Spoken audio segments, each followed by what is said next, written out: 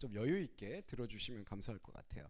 이 의미 자체가 저 다음 장 유인물 다음 장 보시면 이 의미 자체가 약간은 복잡할 수 있지만 그래도 기쁨으로 받아들이실 수 있는 것은 이 마지막 개념이 천사이기 때문입니다. 이 말씀이 쓰이는 빈도수로 봤을 때 천사라는 단어가 상당히 자주 쓰이는 게 신약 성경에는 두 가지가 있는데요. 하나는 히브리서가 있고 하나는 계시록이 있습니다. 그래서 이 계시록에서도 천사라는 단어가 상당히 많이 등장을 하는데 교회의 역사로 돌이켜 봤을 때 이 천사는 캐톨릭 같은 교회에서는 성인하고 좀 비슷하게 취급을 하고 그런 것으로 천사를 좀 숭배하는 경향이 있고요. 특히 지금 요즘 러시아 우크라이나 전쟁이 좀 한창인데 러시아 정교회 같은 경우는 이 천사가 정말 어떤 영적인 존재로 많이 알려져 있는 걸로 우리가 이해해 볼 수가 있습니다. 그리고 이제 한국에서 유명한 이제 이단 교회라고 알려져 있는 성락교회 같은 경우에서의 사상 중에 천사가 존재하고 타락한 천사가 존재한다. 그래서 우리가 열심히 믿고 있다가 믿음이 변질되면 나를 수호하고 있었던 수호 천사가 타락한 천사로 변한다. 이런 이론들도 많이 볼 수가 있고요. 그래서 우리가 이 천사라는 개념을 들었을 때 어떤 천상적인 존재, 영적인 존재로 많이 이해하는 경향이 있었어요. 하지만 계시록과 히브리서에서 공통적으로 천사에 대해서 얘기하고 있는 것의 핵심은 특히 이 신약 성경에서 말하고 있는 이 천사라는 개념은 바로 말씀의 전달체라는 의미로 이해해 주시면 좋겠어요. 그래서 요게 조금 미묘한 차이가 있습니다. 천사는 앙겔로스라는 것은 전달자, 메신저 이런 뜻인데 말씀 자체라고 볼 수는 없어요. 그러니까 이 로고스와 레마라고 일컬어지는 말씀 자체는 아닙니다. 그런데 이 천사는 우리 안으로 하나님께서 당신의 뜻을 가지시고 말씀을 주입하고 이렇게 끌어당기는, 그러니까 마치 우리가 그 병원에 누워있는 환자의 비유를 들자면 환자가 제일 잘하는 게 이거 링거죠. 네, 기본적으로 간호사분께서 링거부터 꽂죠. 그러면 링거 안에 담겨있는 수액이 말씀이라면 그 링거를 통해서 제 몸으로 이 수액이 들어올 수 있도록 하는 바로 그 장치가 말씀의 전달자 천사라고 할 수가 있겠습니다. 바로 이게 천사의 역할이라고 보시면 되겠어요. 그런데 이제 이 천사의 역할에서 먼저 이 개념을 말씀을 드리는 이유는, 자, 하나님의 생각이 있고요. 우리가 아까 수액 비유를 들자면 하나님은 우리의 혼의 몸에 당신의 생각과 당신의 뜻을 주입시켜 주시기를 원하죠. 이렇게 우리가 우리 몸으로 그거를 받아들여 주기를 원하죠. 하지만 현실은 하나님의 생각이 담겨 있는 것이 우리 안으로 몸에 스며들으려고 할 때 이거를 이제 그냥 속된 표현으로 오바이트라고 해야 될까요? 우리 몸이 받아들이지 못하고 그것을 계속해서 이렇게 다시 내뱉는 경우가 상당수가 많이 벌어지고 있습니다. 그래서 구약의 역사를 보면은 여호와 하나님이 아브라함이든 요셉이든 그러한 신앙의 인물들에게 당신의 생명의 말씀을 주입을 하고, 그러니까 당신의 생명의 말씀을 전달을 하면 그 전달을 받아들이는 게 만약에 10이라면 구약의 모든 인물들은 인색하다고 말씀하지 마시고 한 8에서 9 정도는 다시 뱉어내는 그러한 역사를 기록하고 있다. 그러니까 히브리서에서 믿음의 조상들이라고 얘기했던 거는 그 10가지 중에 하나님의 생각을 10가지를 다 받아들였기 때문에 믿음의 조상이라고 얘기한 게 아니라 자기가 다 토해낸 역사에 대해서 진솔하게 신앙 고백을 했던 것을 믿음의 조상이라고 얘기할 수가 있다는 거죠. 그러니까 그 표현은 사도 바울의 표현처럼 내 안에는 하나님이 하나도 없다, 의인은 없나니 하나도 없다라는 그 고백과 구약 백성들의 믿음의 조상들의 고백은 일치한다고 볼 수가 있습니다.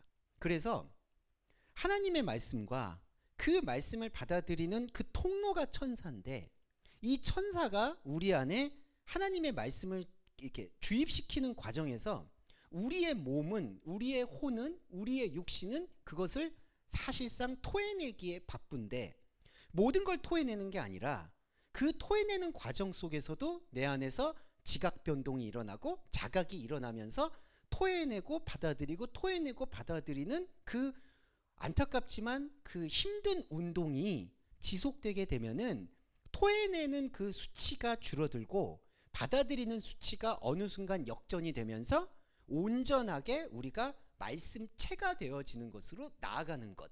그게 사도 바울이 얘기하는 세 번째 하늘을 경험한 존재의 황홀경이고요. 우리의 사도 요한이 말하는 반모섬에서 다시 태어나는 경험과 같다고 할 수 있습니다.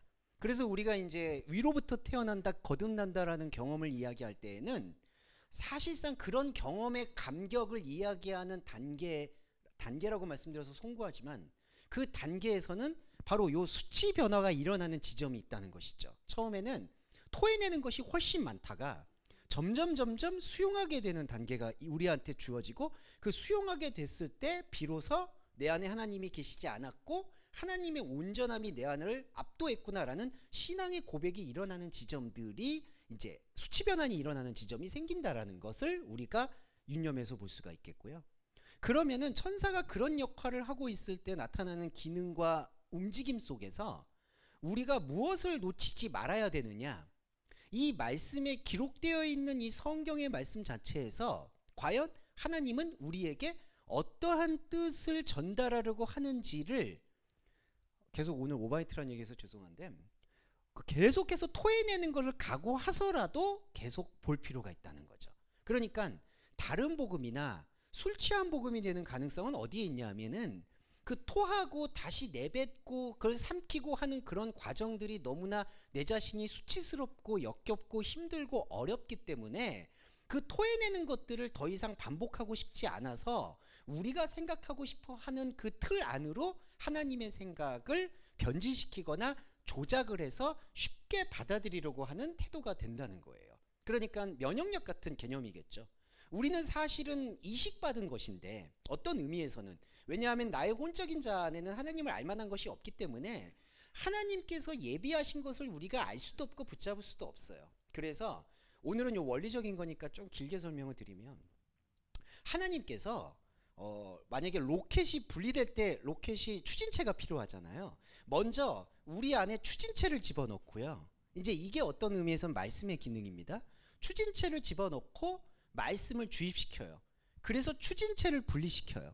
그러면 원래 혼에 갖고 있던 것 안으로 말씀이 이식이 됩니다. 그러면은 그 이식된 말씀과 내가 원래 갖고 있었던 말씀은 서로 이게 부딪히고 충돌을 하거든요. 그런데 그 추진체가 우리한테서 있었던 상황 속에서 그거를 완화시키고 되게 완충시키는 역할을 한다고 보실 수가 있는 거죠. 근데 중요한 건 그 다음부터인데 추진체와 같은 그 분리가 되고 나면은 내 안에서 원래 갖고 있지 않았다라고 느끼는 완전히 새로운 하나님의 신체 장기가 내 안에 들어와서 이식이 됐기 때문에 내 체질이 그것을 계속해서 밀어내려고 하는 그 속성을 갖고 있습니다. 그 속성을 다른 말로 표현하면 죄라고도 얘기할 수가 있어요. 내 안에 하나님의 진리 체계에 대해서 진리에 이식된 것에 대해서 쉽게 받아들이지 않고 계속 밀어내려고 하는 그 관성, 그게 바로 어떤 의미에서는 큰 범주에서 죄라고 할 수가 있고요. 그래서 이식 들어온 것과 그리고 완전히 이식된 것을 받아들인 내 사이에 체질적으로 충돌하고 있는 그러한 움직임이 어떻게 보면은 우리의 혼의 삶의 모습이라고도 할 수가 있다라고 할 수 있는데 여기서 변질된 복음은 두 가지 양상으로 나옵니다.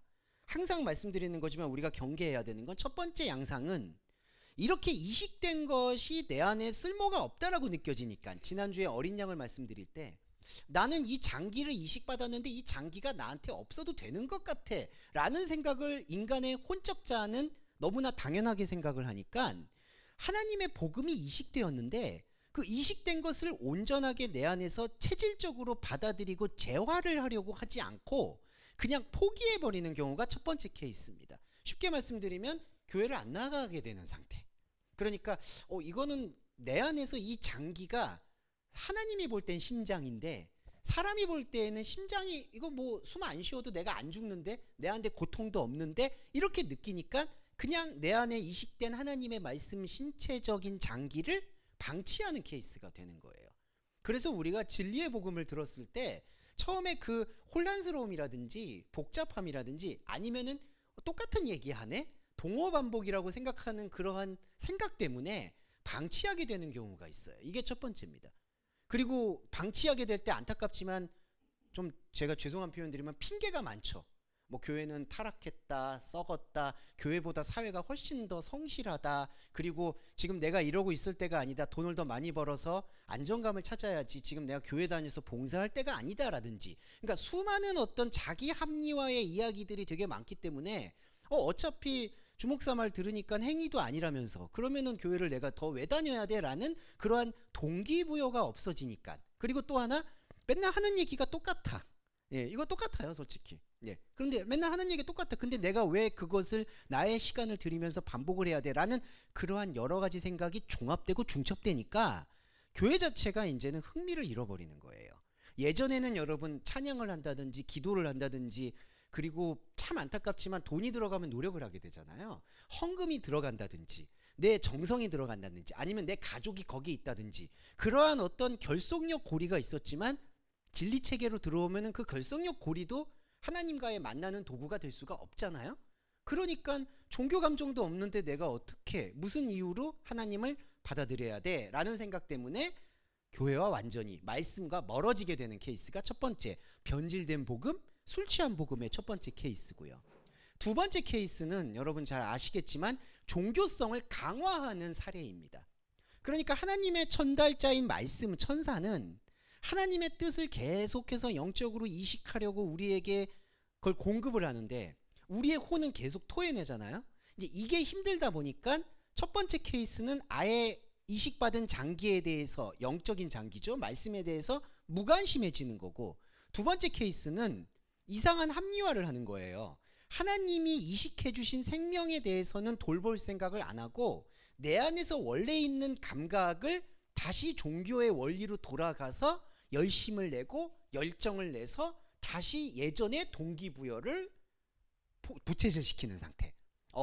이 상태로 하면 안 돼. 주목사가 이런 식으로 얘기는 했지만 나는 이런 식으로 나의 신앙의 루틴을 다시 찾아가야 돼라고 생각하게 되는 상태가 있다는 거죠. 그런데 그 신앙의 루틴 자체는 존중받을 수 있어요. 그리고 모든 사람에게는 신앙의 방식들이 다 고유하게 주어져 있습니다. 제가 말씀드리는 것은 그 루틴으로 현상적으로 돌아가는 것을 문제 삼는 게 아니라, 그 현상적으로 돌아갔을 때 우리는 그 돌아간 시간은, 만약에 제가 뭐 하루에 1시간 성경을 읽는다라든지 아니면은 사람들하고 성경 공부를 한다든지 이런 시간에 콘텐츠가 중요해지는 거죠. 나한테 주어진 그대로의 루틴을 이제는 하나님께 새롭게 이식받은 생명 말씀을 풀어내고 나누고 교감하는 데 사용을 하는 것인지, 아니면은 그렇게 교감하는 것들이 다른 사람들의 호응을 바로 이끌어낼 수가 없으니까 바로 다른 사람들의 호응을 이끌어낼 수 있는 그러한 예전의 수단들을 다시 가져오게 된다든지. 근데 예전의 수단들을 가져오게 되면요, 이게 오해가 있는 게, 하나님의 복음도 붙잡고 예전의 종교적인 습관도 붙잡을 수 있는 거 아니냐라고 생각을 하시는데, 한번 패러다임이 완전히 뒤섞이고 완전히 뒤바뀌고 난 다음에 하게 되는 기도와 찬양과 헌금은 안 하셔도 좋겠습니다. 기도와 찬양은 유효하겠지만, 근데 그것이 한번 패러다임이 뒤바뀌지 않고 나면은 계속해서 이게 충돌하게 된다는 거예요. 그래서 고린도전서에서 보면은 아주 강하게 바울이 경고한 게, 하나님의 잔과 귀신의 잔은 겸하여 마시는 것이 아니다. 그것은 왜 예단을 그렇게 말씀을 강하게 했을까요? 그거는 반증이에요. 그만큼 겸하여 마시는 사람들이 앞으로도 많을 거를 사도 바울이 예감을 하니까 그렇게 얘기를 하는 거예요, 여러분. 하나님의 잔과 귀신의 잔을 겸하여 마신다. 거기서 말씀드릴 수 있는 하나님의 잔과 귀신의 잔은 불교라든지 다른 종교의 우상 숭배의 잔을 얘기하는 게 아닙니다. 우리 안에 다시 종교적 관습으로 내가 지금까지 소중히 끌어왔었던 나의 몸의 루틴을 헌납하게 만드는 상태가 귀신의 잔이다. 그래서 이 말씀을 받아들일 때 하나의 큰 원리를 이제 설명드리는 종합적인 결론은, 계속해서 토해낼 수밖에는 없어요, 여러분. 그러니까 이 약이, 복음이, 말씀이 약이라고 본다면 약은 원래 100%의 효능을 갖고 있지만, 냉정하게 말씀드려서 우리 안에 들어와서 그게 이 영적인 신체, 혼적인 신체 안으로 영적인 비밀스러움과 신비스러움이 스며드는 것은 정량적으로 표현하면 10%도 안 된다. 예, 나머지는 다 그냥 거꾸로 토해내는 겁니다. 하지만 그렇다고 그 토해내는 것이 힘들거나 무가치하거나 이게 내가 무슨 짓을 하는 거지 하는 그러한 현실 인식 때문에 그 90%가 토한다고 해서 10%를 포기하느냐? 이렇게 될 경우에는 완전한 사망이 기다리고 있다는 거예요. 그래서 계시록에서는 그것을 바로 둘째 사망이라고 표현을 하는 겁니다.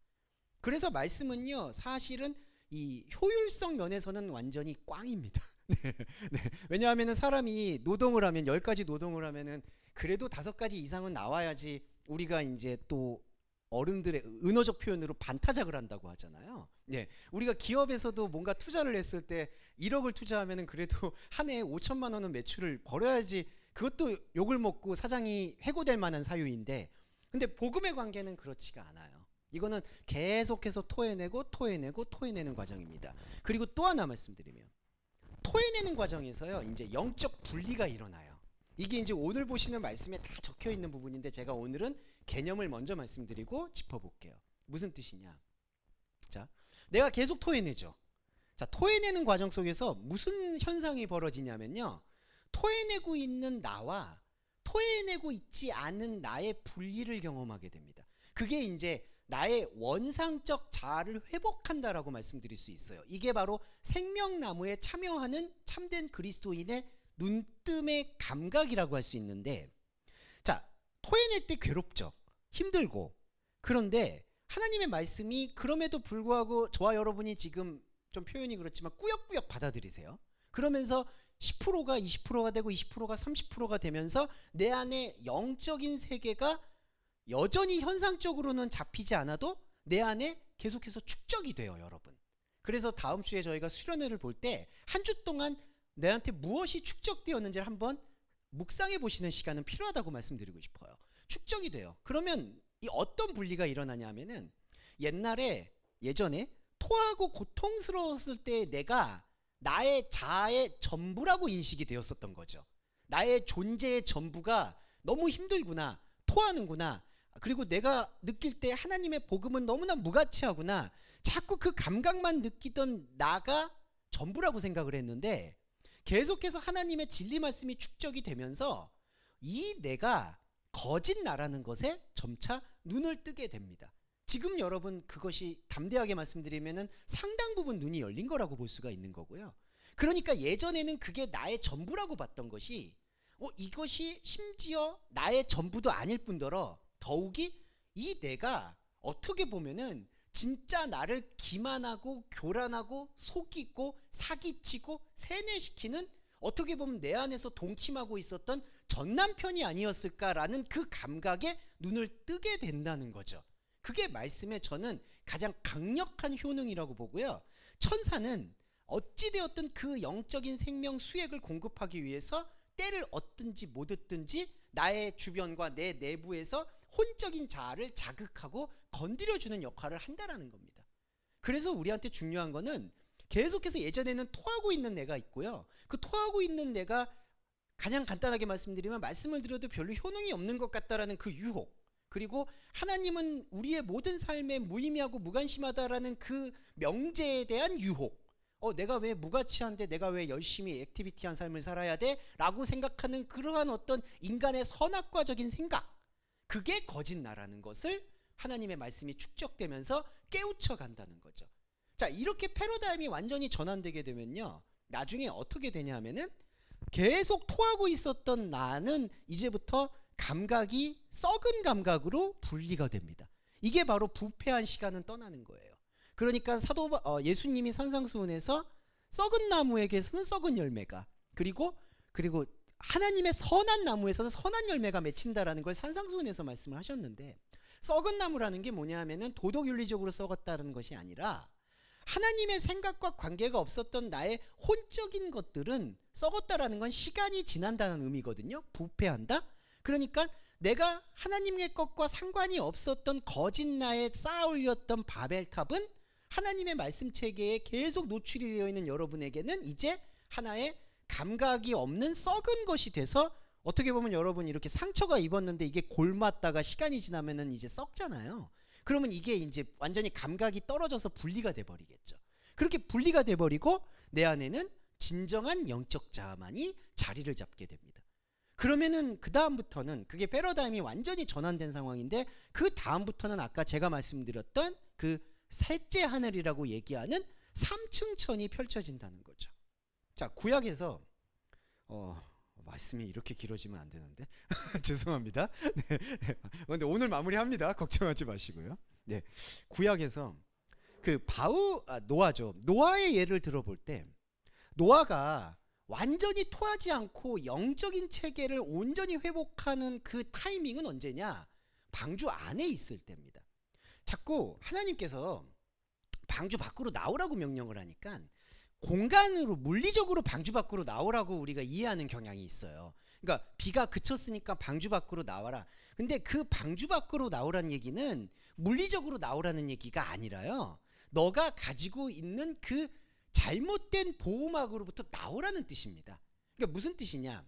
방주는요, 원래 물리적으로 노아는 시작을 했지만 우리도 1차 믿음과 똑같습니다. 우리는 뭔가 무한한 것과 하나님의 진리를 알기 위해서 시작한 거예요. 그게 처음에 노아가 하나님의 명령을 받아서 방주를 지었던 행동이에요. 이게 오늘날로 얘기하면 우리의 종교적인 습관이죠.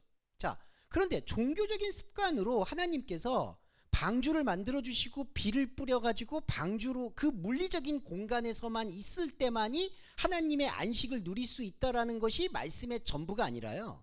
방주를 짓고 방주 안으로 들어오니까 창이 세 개가 보여요. 상중하. 이게 셋째예요, 여러분. 그러니까 이게 1, 2, 3단계 이런 걸 얘기하는 게 아니라 현상을 보고 현상 너머를 보고 그래서 현상 너머를 통해서 현상을 통합하는 게 3이라는 숫자의 의미입니다. 그래서 방주 안에서는 셋째 하늘을 경험하는 거예요.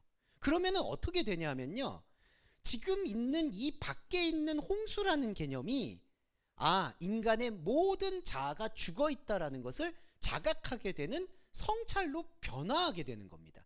그러니까 쉽게 말씀드려서 물리적으로 방주를 만들어서 비가 왔다는 얘기가 아니라 물리적인 종교적 습관으로 하나님의 말씀을 찾았더니 하나님의 말씀이 셋째 하늘을 보여주셨고 셋째 하늘을 보고 다시 밖을 보니까 비가 진짜 내린 게 아니라 이 모든 사람들이 죽어 있다라는 것을 자기가 본 거예요. 이게 모두 거짓 나의 실상이구나.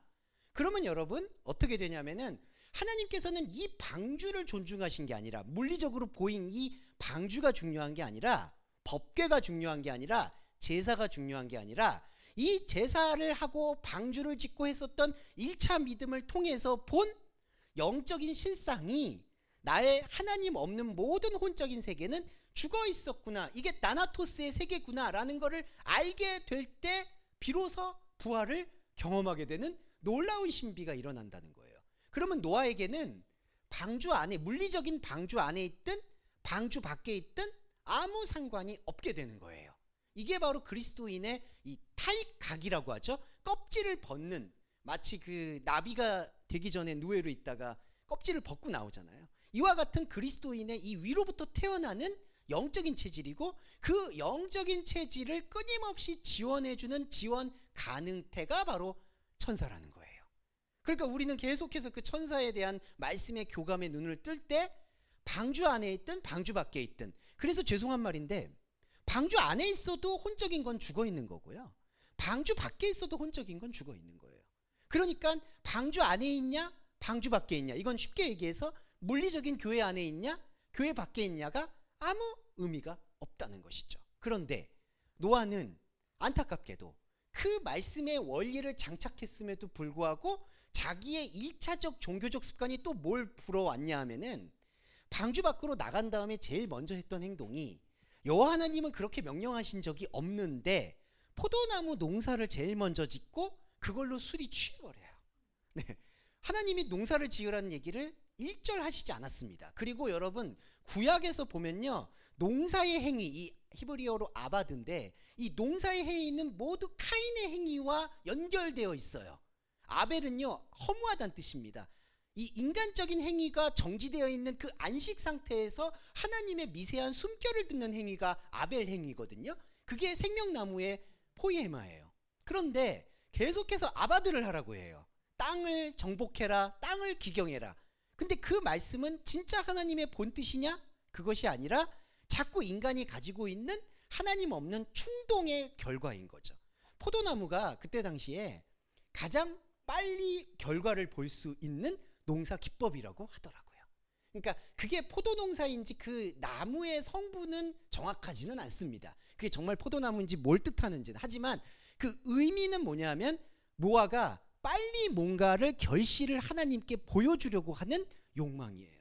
그래서 구약은 그 노아의 제사, 포도나무 농사 제사, 여기서부터 치열한 전쟁이 시작하는 겁니다. 그래서 취해버려요. 그래서 히브리어 원문을 보면은 포도나무 농사를 짓고 술이 취했다라고 하는 것이 아니라 그 문장의 뉘앙스는 통합이 되어 있습니다. 무슨 뜻이냐? 노아가 포도나무 농사를 지었다, 곧 취했다.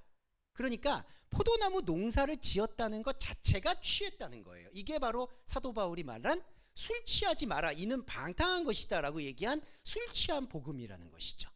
그리고 바리새인의 누룩이 되는 것이고. 그래서 말씀은 우리에게 이러한 정교적인 비전과 설계도를 계속해서 보여주는 것이고, 우리는 그러한 구약의 말씀들을 이제는 입체적으로 받아들여서 방주라는 것이 무엇을 의미하는 것인지, 그리고 이 요한계시록에서도 말씀이라는 것이, 전달자라는 것이, 천사라는 것이 무엇을 얘기하는 것인지에 대한 정확한 개념의 장착이 필요하고, 마지막으로 원래 있던 겁니다. 하나님의 심장은, 영적 심장은.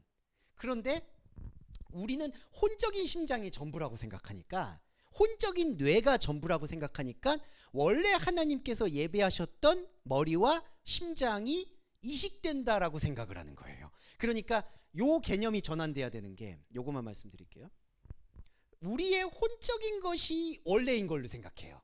이거는 어쩔 수가 없는 것 같아요. 우리가 혼적인 감각을 갖고 있으니까 내가 생각하는 뇌파, 내가 뛰고 있는 심장의 숨이 나의 전부라고 생각해요. 그런데 하나님의 말씀의 시간성에서는 그게 아니라 하나님이 원래 예비하셨던 머리와 심장이 창세 전에 예비된 것이에요. 그게 먼저였어요.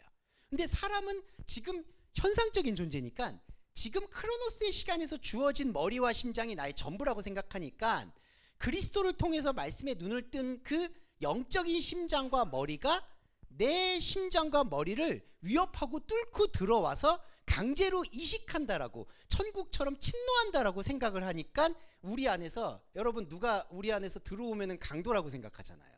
내가 지금까지 지킨 거를 빼앗는다고 생각하잖아요. 그러니까 내 몸의 감각이 나도 모르게 내 혼의 머리와 혼의 심장이 영의 머리와 영의 심장을 밀어내려고 끊임없이 다투고 싸우는 거예요. 이게 바로 혈과 육에 관한 것이 아닌 어둠과 정사와 악의 영에 대한 영적 전쟁에 대한 표현입니다.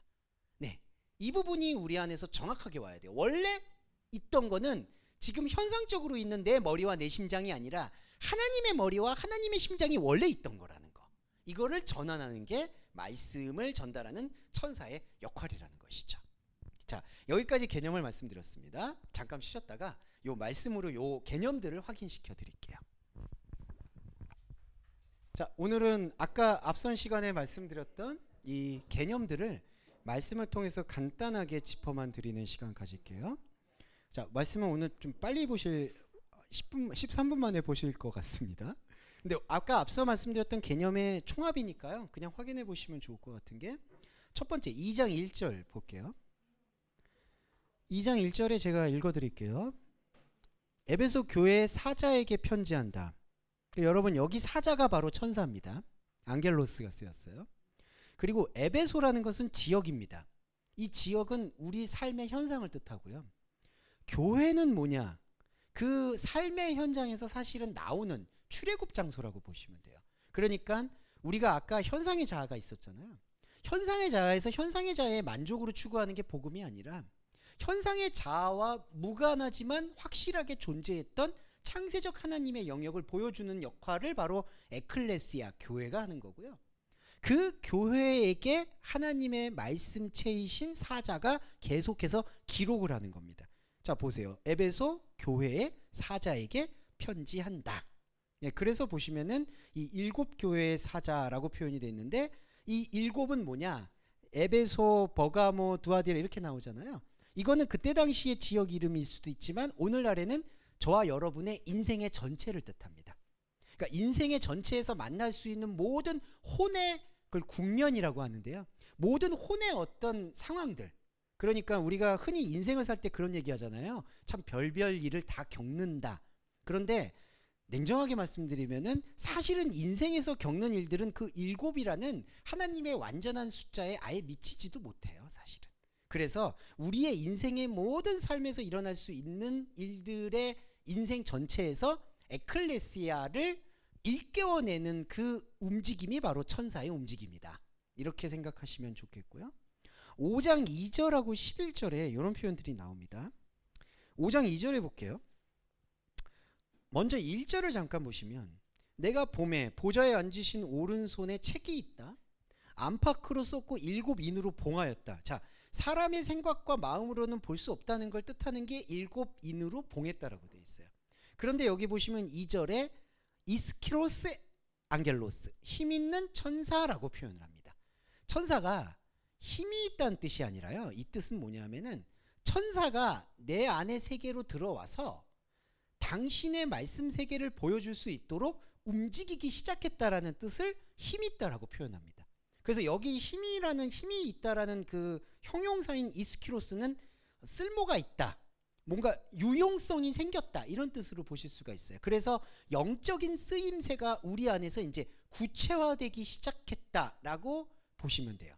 자, 여기서 제가 항상 말씀드리는 것은 우리 안에서 근데 영적인 것이 뭔가 구체적이지가 않은데 라는 생각이 넘어서야 될, 극복해야 될 장애물이에요. 왜냐하면 잘못돼서 또 종교적 열심히 들어오면 천사가 물을 동했다라고 얘기하는 거를 현상적인 기적으로 오해하는 경우가 되게 많거든요.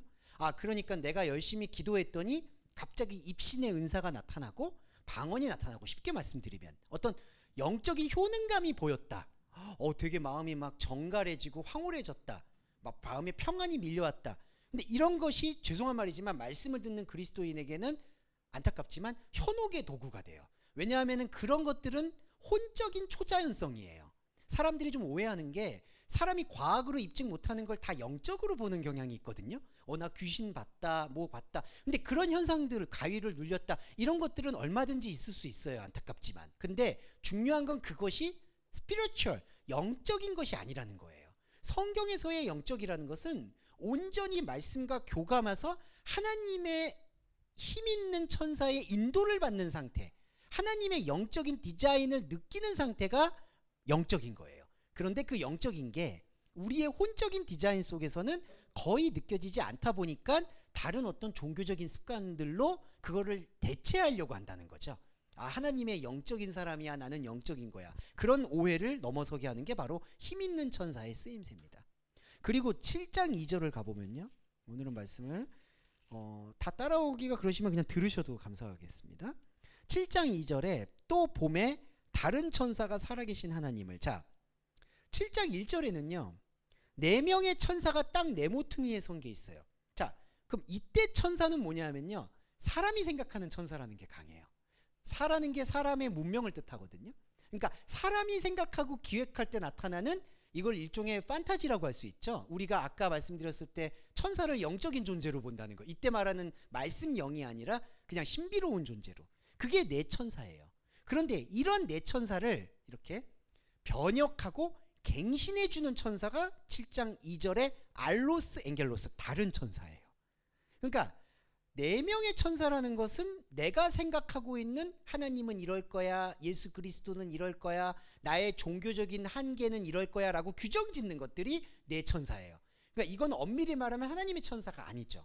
내가 생각하고 있는 나의 그냥 허상이에요. 다른 천사가 그거를 풀어주는 거예요. 네, 그러니까 여러분, 이 영적인 변환점을 우리가 인식할 필요가 있는 거죠. 그래서 앞으로 저와 여러분이 이 말씀을 보게 될 때에는 천사라는 것이 구약과 신약에서 등장하는데 뭔가 천상적이고 무슨 판타지처럼 나오는 이런 천사는 우리가 생각하는 내 천사라고 규정을 지셔야 된다는 거예요. 다른 천사는 말씀의 진정한 새로움을 뜻합니다. 자, 이거고요. 그 다음에 8장 2절하고 3절도 비슷한 흐름으로 가는데요. 7째 인을 뗄 때 하늘이 반시 동안 고요하고 하나님 앞에 7 천사가 있어서 7 천사가 있는데, 여러분 보실까요? 2절과 3절에서는요, 자, 2절에 하나님 앞에 있는 7 천사. 자, 이거는 뭐냐면은 하나님의 창세전 주권을 뜻해요. 여기서 7 천사라는 거는 이때는 천사라는 뜻이라기보다는 하나님께서 우리에게 당신의 온전한 뜻을 전달하고자 하는 그 의지를 하나님 앞에 선 천사라고 표현해요. 그런데 이 하나님 앞에 선 천사가 우리한테 이렇게 직접적으로 다가오는 게 아니에요. 왜냐하면 구약에서도 모세한테 여호와께서 너가 나를 보는 순간 죽는다라고 표현합니다. 이게 무슨 뜻이냐? 우리의 혼적인 안목으로는 하나님의 영적인 그 창세전 깊이를 해석하거나 풀이할 수 있는 능력이 없다는 것을 표현하는 거예요. 저는 그래서 항상 바울이 위대하다기보다는 바울이 풀어내고 있는 말씀의 탁월함을 느끼는 게 의인은 없나니 하나도 없다는 게 바로 이 지점이라는 거죠. 의인이라는 그 개념이 우리가 뭔가를 세우려고 했는데 하나님은 그렇게 들어오는 분이 아니다라는 것을 설명한 게 바로 창세전 하나님의 영역을 일곱 천사라고 표현한 건데, 이 창세전 영역의 일곱 천사가 풀어지는 그 결정적 접점이 3절에 여기 또 알로스 안겔로스 등장합니다. 또 다른 천사가 온다. 그러니까 이거는 자, 하나님의 일곱 의지를 우리의 마음 세계 안에서 풀어내시는 천사를 말하는 거예요. 이게 바로 말씀 활동을 뜻한다는 거죠. 그리고 이 말씀 활동의 주체는 누가 되느냐? 바로 그리스도 예수가 된다. 그런데 제가 여기 유인물에 소통 채널이라고 적어놨는데요. 이걸 이른바 채널링이라고 표현하는데, 자, 또 다른 천사가 한번 우리 안에서 장착이 되잖아요. 그러면 마치 이제 이 새로운 혈관이 열리듯이 이 한 번 열린 것들은 사실은 닫혀지지는 않아요. 이게 말씀의 원리예요. 그러니까 하나님의 일곱 천사에 대해서 저와 여러분이 말씀의 원리적인 뜻의 교감을 나눴으면 또 다른 천사가 마치 베데스다 연못에서 물을 동하게 하듯이 내 안에 영적인 혈류가 흐르게 만들어요. 이게 바로 피 뿌린, 좀 이따 나오지만 피 뿌린 옷이 됩니다. 혈류가 흘러요. 영적인 피가. 그러면 이 영적인 피가 흐르는 것은 어떤 것도 막을 수가 없어요. 그래서 사도 바울도 뭐 천상이나 사람이나 적신이나 괴로움이나 이 어떤 것도 그리스도의 사랑에서 끊을 수가 없다라고 얘기하는 게 감정적인 표현이 아니라 원리적인 언약 표현인 거예요. 한 번 피가 열리면, 한 번 막혔던 그 혈류가 뚫리면 그 뚫린 혈류는 완전해집니다. 그러니까 우리는 그 완전해지는 하나님의 또 다른 천사의 교감에 매 순간마다 우리의 크로노스를 우리의 시간을 할애해서 열어놓는 영적 예배자가 되어야 된다는 거죠. 그러면 이 채널들이 넓어지고요, 깊어지면서 없어지지도 않아요. 이게 모든 게 합력해서 선을 이루는 거고요. 이게 바로 정죄하지 않는 진리가 돼요. 죄와 온전히 상관없는 하나님의 말씀에 좀 표현을 그냥 직접적으로 드리면 피돌기가 됩니다.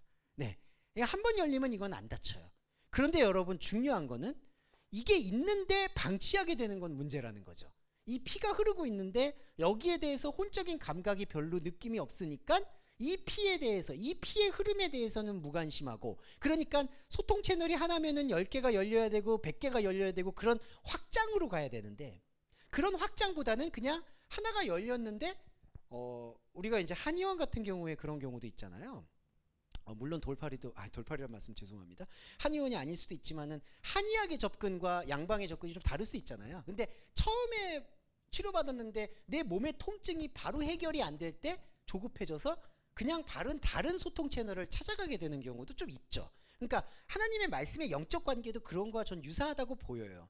소통 채널이 처음에 열렸지만 이게 나의 혼의 감각에 체감이 안 되다 보니까 아까도 말씀드렸듯이 다른 것들을 계속 찾아오게 되는 오류를 범하게 된다. 그래서 영적인 예배자는 이 소통 채널을 계속 확장한 이 또 다른 천사에 주목할 필요가 있다는 거죠. 이게 8장의 모습이었고, 12장은 정말 접입가경이 12장 7절에 뭐가 나오냐. 아까 네 천사 나왔죠. 네 천사가 사람이 만든 천사예요. 사람이 만든 천사를 그리스도의 말씀에, 참 말씀에 접목시켜서 또 다른 천사가 막힌 담을 헐 수 있도록, 혈류를 뚫을 수 있도록 말씀을 봐야 돼요. 그게 영적 예배자죠. 그런데 그게 이루어지지 않고 소통 채널이 내 안에서 충분히 체감이 안 된다고 해서 방치를 해놓게 될 때 나타나는 형사가 바로 미가엘입니다. 하늘에 전쟁이 있으니, 요 12장 7절이죠. 미가엘과 그의 사자들이 용으로 더불어 싸우며 용과 그의 사자들도 죽고 싸우나 이기지 못한다. 근데 여기서 제가 지난번에도 말씀을 드렸지만 이 미가엘은 그럼 어디서 온 것일까? 하나님의 진리 체계에서 온 것일까? 그게 아니라요, 아까 네 천사가 만들어 놓은 환상이라는 거예요. 그러니까 여러분, 이 말씀이 환상이 되고 신기루가 되는 건 순식간인 게, 하나님의 말씀에 칼을 받았으니까 내가 이제 이 칼을 사용해서 예수 이름으로 귀신도 쫓아내고, 예수 이름으로 형통하고, 예수 이름으로 이 땅에서도 잘 살고, 나중에서도 구원받고, 이제 이런 꿈과 희망을 키우게 되죠. 이게 미가엘입니다. 네, 이 미가엘은요, 캐톨릭에서 보면은 레오나르도 다빈치 그림에서도 아주 성대하게 묘사가 되어 있죠. 그래서 유럽 가면 볼 게 별로 죄송합니다. 여기 유럽 좋아하시는 분들한테는 죄송한데요. 유럽 가면 별게 없는 게 항상 그런 그림만 그려져 있어. 네, 그거는 뭐냐, 그 사람의 내천사가 항상 상상하고 있는 상상력의 극치 그 이상도 이하도 아닌 거예요. 이게 미가엘이에요. 그러면 여러분, 미가엘과 싸우는 용은 뭘까요? 그나물의 그 밥이라는 겁니다. 그러니까 여기서 말하는 용과 미가엘은 하나님의 또 다른 천사가 아니라 그냥 우리가 만들어낸 내천사 중에 하나이고, 안타까운 게 뭐냐 하면, 우리가 영적 예배자로서 참 소통 채널을 넓히지 않으면 안타깝게도 이러한 미가엘들이 늘어날 거라는 거죠. 그리고 또 하나 말씀드리면, 이런 미가엘들이 우리를 미혹하다가 초자연적인 것들이 간혹 가다가 보여요. 예언을 한다든지 환상을 한다든지. 그러면은 사람은 현상적 존재인지라 거기로 확 쏠리게 됩니다. 쏠리면 돈이 몰리죠. 돈이 몰리면 교회가 생기죠. 교회가 생기면 차가 생기죠. 차가 생기면 사람들이 조직이 생기죠. 그러면은 이게, 아, 우리는 옳은 길을 가고 있구나, 이렇게 많은 사람들이 영적으로 가고 있는데 내가 그러면 이 길을 선택을 해야지, 이런 길을 선택하겠냐라고 해서 아예 하나님의 말씀과 멀어지기 딱 십상이 되는 겁니다. 그래서 미가엘과 용의 전쟁을 마치 하나님이 보내신 대리자인 미가엘이 용을 때려잡는다라는 그러한 상상력으로 읽어서는 안 된다는 거예요. 계시록에서 아마겟돈 전쟁 나오는 것도 하나님 없는 상황에 참혹함을 말하는 게 아마겟돈 전쟁이지, 하나님이 진짜 천사를 보내서 아마겟돈 전쟁에서 이기고 승리해서 거기서 잘한 자는 복을 주고 거기서 못 견딘 사람은 지옥으로 던지고, 이게 아니라는 것을 우리가 명확히 할 필요가 있다는 거죠. 그리고 14장 6절과 8절과 9절은 여러분 그냥 제가 풀이해드리면, 이게 우리 삶에서는 혼적인 눈에서는 다 무너지는 걸로 보여요. 그래서 보시면 14장 6절에서는 다른 천사가 공중에 날아가는 땅에 거하는 자들과 복음을 가졌고, 8절에 보시면은 또 다른 천사 둘째가 무너졌다라고 표현을 합니다.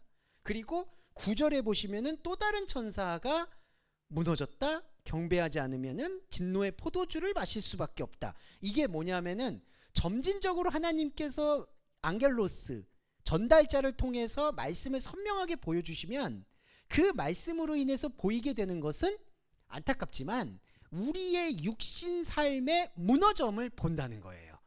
이미 아까 노아 얘기를 말씀드린 것처럼 이 삶은 그냥 네크로스, 시체의 삶입니다. 그러니까 이게 제가 악의적으로 말씀드리는 게 아니라 아주 중립적으로 말씀드리는 거예요. 그러니까 우리는 시체라 그러면 되게 혐오감을 가지고 버리려고 하잖아요. 근데 그게 아니라 여기서 시체라고 말씀드리는 것은 이것은 하나님과의 관계 접점이 있는 것이 아니다. 왜냐하면 어느 순간은 다 내려놔야 될, 그냥 저버릴 수 있는 것들이다.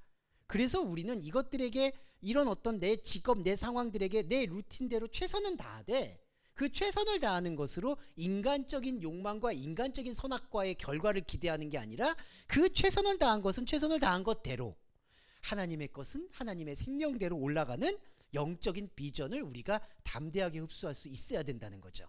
그래야지 삶에서는 정말 저같이 성격이 연약한 사람에게는 정말 안 좋은 일이 저한테는 되게 데미지가 큰데, 그래도 간증을 하자면 많이 좋아진 게 이 복음의 효능인 것 같아요. 세상에서는 이것이 어차피라는 표현이 아니라 이것은 흘러갈 수밖에 없는 것이다. 그리고 흘러갈 수밖에 없는 세상에서는 내가 기대했던 대로 일이 일어나는 것도 아닐 뿐더러 별의별 일이 일어날 수도 있다. 이거는 세상에 대해서 되게 회의적이고 허무적으로 보는 게 아니라 이러한 일들이 일어날 수도 있다라는 것을 보고 봤을 때, 제가 다른 사람들을 보게 되거나 제가 저를 판단할 때 스스로 저를 정죄하지도 않고, 다른 사람을 스스로 정죄하지도 않고, 죄책감에 너무 크게 사로잡히지도 않고, 다른 사람에게 어떻게 저럴 수가 있다라는 거에 대해서 너무 내가 에너지를 쏟지는 않게 되는 생명의 효능은 일어나는 것 같아요. 이게 바로 재앙을 대하는 우리의 자세입니다. 종말을 대하는 우리의 자세, 이렇게 말씀드릴 수 있겠고, 15장 1절도 그 재앙에 대한 거의 비슷한 표현이고요. 22장 8절과 9절, 아까 우리 권사님께서 마지막으로 말씀해 주셨던 이것도 이제 진리의 말씀으로 나아가는 상태에 대한 설명입니다. 그리고 아이고 시간 제 약속을 어겼네요. 뭐 일찍 끝냈는데 12시 3분입니다. 죄송해요. 근데 이거는 안 할 수가 없기 때문에 안 할 수가 없는 게 이렇게 아이고 정말 이 거짓말쟁이를 용서해 주시고요. 네. 19장 3절은 19장 13절은 설명을 드리고 마무리를 할게요. 이 계시록의 대미를 장식하는 부분인데 19장 13절에 이 맥락이 나옵니다. 이게 그 11절에서부터 보시면 하늘에 열린 것을 보니 백마와 탄 자가 있으니 이름은 충신과 진실이라 이제 이렇게 표현을 하면서 그 빛나는 말을 탄 사람이 등장하는데 이것은 그리스도를 상징하기도 하지만 그리스도는 결국 내 안에 말씀의 씨앗이기 때문에 영적으로 생명을 받아들인 나를 뜻하기도 합니다. 근데 나는 지금 하나님의 영적인 자아인 내가 무엇을 입고 있느냐라는 표현이 13절에 하나님의 말씀으로 호 로고스토 데오로 피를 통해서 입혀져 있는 옷을 입고 있다. 이렇게 직역을 좀 해볼 수가 있을 것 같아요. 이게 이제 페리 베블로노스 히마티온 그 다음에 베바메눈 하이마티 피로 물들어져 있는 옷을 입고 있다. 자, 이것만 좀 간단하진 않겠지만 설명을 드릴게요. 먼저 자, 피로 물들어져 있다라고 했을 때 이때 피는 저 십자가에서의 일단 사건의 복음과 조금 다르게 보셔야 되는 거 한번 말씀드렸고요. 여기에 피는 하나님의 의지입니다. 하나님의 생명이고 하나님의 말씀이에요.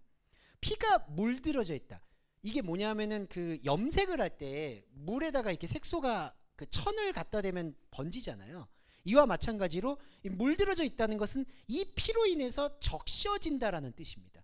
그런데 하나님의 의지와 언약이 적셔져야 될 유일한 대상이 누굴까?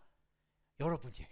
네. 그러니까 하나님이 당신의 피를 다른 사람에게 보낸다, 적신다, 물들인다라는 유일한 대상은 각자 여러분 각자예요. 그러니까 이렇게 뭉뚱그려서 교회도 아니에요. 그냥 집사님 그냥 한 존재예요. 그러니까 하나님은 그 피를 보낸 거예요. 이게 피를 보냈다라는 게 용서라는 뜻이고 속죄라는 뜻입니다. 어린 양의 죄로 사한다, 아피에미. 보낸다, 적신다라는 의미가 통합적인 거예요. 피로 적신다라는 것은 하나님의 언약의 생명을 저한테 보낸 거예요. 자, 저한테 보냈어요. 자, 저한테 보내고 나니까 그 다음 단계가 중요한 게 히마티온인데 옷이에요. 옷은 여러분 이렇게 인식되죠. 나는 몸이고 옷이 따로 있는 걸로 인식되죠. 자, 근데 제가 아까 그 심장 장기 이식할 때 설명드렸을 때 원래 있는 게 내가 지금 뛰고 있는 게 원래 심장이라고 생각하잖아요. 근데 이게 영적인 원리에서는 이게 원래 심장이 아니라 이거는 언젠가 진짜 심장이 오면은 내려주는 인공심장이에요. 이게 쉽게 얘기하면 인공머리, 호는 인공머리, 인공심장이에요. 그럼 진짜 머리가 말씀에 눈을 뜨면 열려요. 그럼 어떻게 해야 되죠? 인공심장과 인공머리의 쓰임새는 줄이고 영의 진짜 심장과 머리가 숨 쉴 수 있도록 해줘야 돼요. 그게 제가 아까 개념에서 말씀드렸던 토해내는 것과 받아들이는 것의 순환이에요. 그런데 이 옷이 뭐냐 하면요, 옷이 원래 나예요, 여러분. 예, 이 옷이 원래 나예요. 그리고 이 몸이 껍데기예요, 여러분. 그러니까 여기서 완전한 전환점이 일어나는 거예요. 그러니까 자꾸 그리스도의 말씀에 옷을 입는다. 혹은 창세기에서 보시면은 우르가 나오죠. 가죽옷 같은 거 나오죠, 여러분. 옷이라는 단어가 도구처럼 보이는데 이게 전환이 돼야 돼요. 무슨 뜻으로 전환이 되느냐? 이 옷이라는 디자인이 원래 하나님의 나에게 보내줬던 창세전의 원상적인 흔적이라는 거예요. 옷. 그러면 이 옷을 입고 있는 몸이, 사람은 이런 착각을 하잖아요. 이건 영적인 착각인 건데 옷이 도구고 몸이 실체라고 느끼잖아요. 그래서 우리도 이 말씀을 이렇게 이해하잖아요. 말씀을 들어서 이렇게 옷을 입는다, 무장한다, 장착한다, 의의 전신갑주를 입는다. 그러면 뭐죠? 내 옷이 몸이 실체고 옷이 전신갑주가 도구로 보이잖아요. 근데 이게 자, 하나님이 피로 스며들었잖아요. 지금 옷은 하나님의 피가 스며들어 있어요. 그러면 여러분 이 옷이 뭘까요? 이 옷 자체가 하나님의 생명이 있는 진짜 나인 거예요. 그래서 이 옷이 입혀져 있잖아요. 페리발레투스 입혀져 있잖아요. 그러면 몸을 보호하는 게 아니라요, 이 피 뿌린 옷의 영적인 효능은 내 몸이 가짜이고, 이걸 가짜라고 얘기해서 죄송합니다만 이 내 몸이 그림자였고 하나님의 언약의 피가 스며들어 있는 이 옷이 진짜 나의 에고였다, 진짜 자아였다. 이거를 발견하는 게 바로 하나님 말씀 로고스의 알파와 오메가라는 거죠. 그래서 이게 놀라운 저는 변화가 왜냐하면 우리는 구원을 받는다, 심판을 받는다, 그리고 뭔가 효과를 얻는다. 이 모든 것들이 영이 됐든 몸이 됐든 영이 됐든 육이 됐든 이 몸을 가지고 얘기를 하거든요. 그러니까 이 몸이 원래 있는 거고 이 몸이 구원을 받는 거야. 그래서 옛날에 그 기독교인 분들은 잘 화장 안 했다고 제가 들었어요. 왜냐하면은 네, 이렇게 매장하셨다가 나중에 종말 때 이렇게 근데 어떻게 그게 다시 재구성되는지 그 일본 애니메이션을 봐야지 알 것 같은데, 네, 되는 것 같은데, 예, 이제 그렇게 몸을 중시했죠. 그러니까 사실은 우리들도 하나님을 제가 대상으로 믿게 되는 게 우상숭배라고 말씀을 드렸잖아요. 뭐냐면은 나라는 존재가 이렇게 있고 하나님이 이렇게 찾아와서 나의 죄를 다 사해주고 이 몸을 뭔가 깨끗하게 만들어서 그게 영의 몸이 되었든 육의 몸이 되었든 하나님과 함께 천국으로 간다 이렇게 생각을 하는데 그게 전혀 아니고 원래 이 옷이 하나님께서 말씀하셨던 이 옷이 하나님의 영적인 몸이다. 이게 바로 사도 바울이 고린도전서에 말한 육의 몸이 있은즉 샤르크 소마가 있은즉 푸니마 소마 영의 몸이 있다라는 것에 대한 정확한 표현이라고 생각합니다. 네, 이렇게 2023년 반년 동안 정확히 반년입니다. 반년 동안 저와 여러분 쉼없이 이 계시록의 말씀 속에서 의미를 찾으셨고요. 마지막으로 저와 여러분 안에 하나님의 이 생명의 혈류가 막히지 않고 계속 확장되기를 바라는 마음으로 정리기도와 주기도문으로 마무리하겠습니다. 사랑해 주님 감사합니다. 계시록의 말씀을 2023년 상반기 동안 저와 여러분 동서말씀교회 교회 여러분들이 함께 나누었습니다. 이 나눔 속에서 우리의 인생의 사이클은 여러 가지 일들이 있었을 것입니다. 경제적으로 어려움도 있었을 것이고 또 축복을 받는 경우도 있었을 것이고 그리고 관계에 어려움을 겪는 경우도 있었을 것이고 또 힘든 경우도 있었을 것입니다. 또 그리고 잘 풀려서 원만한 새로운 인연을 만나게 되는 경우도 있었을 것입니다. 몸이 아픈 것으로 인해서 고통받는 것도 있을 것이며 좋은 효과를 만나서 치료받은 경우도 있었을 것입니다. 하지만 주님, 이 모든 사이클에 대한 배려의 기도의 궁극적인 목적은 우리 안에 영적인 생명과 영적인 자아의 그 피 뿌린 옷의 눈뜸임을 고백합니다. 그 고백 속에서 그리스도가 숨쉬게 하여 주시옵소서. 그 고백 속에서 우리가 온전히 하나님의 셋째 하나를 만날 수 있도록 열어주시옵소서. 당신의 피가 당신의 말씀이 우리의 기도를 응답해 주실 것으로 확신합니다. 주님, 2023년 하반기는 새로운 공간에서 새로운 시작을 예고하고 있습니다. 동서말씀교회 교회 여러분들이 어디에 있든지 무엇을 하든지 하나님의 영적인 생명 안에서의 의심 없는 그 하나님 말씀의 길을 뚜벅뚜벅 걸어갈 수 있도록 배려해 주시는 그 배려가 계속될 수 있도록 멈추지 않도록 이 또한 배려해 주시기를 소원하는 마음 담습니다. 우리 주 예수 그리스도의 이름으로 기도드립니다. 아멘. 주기도문 함께 하겠습니다. 하늘에 계신 우리의 아버지여, 이름이 거룩히 여김을 받으시오며 나라에 임하옵시며 뜻이 하늘에서 이룬 것 같이 땅에서도 이루어지이다. 오늘날 우리에게 일용할 양식을 주옵시고 우리가 우리에게 죄 지은 자를 사하여 준 것 같이 우리의 죄를 사하여 주옵시고 우리를 시험에 들게 하지 마옵시며 다만 악에서 구하옵소서. 대개 나라와 권세와 영광이 아버지께 영원히 있사옵나이다. 아멘.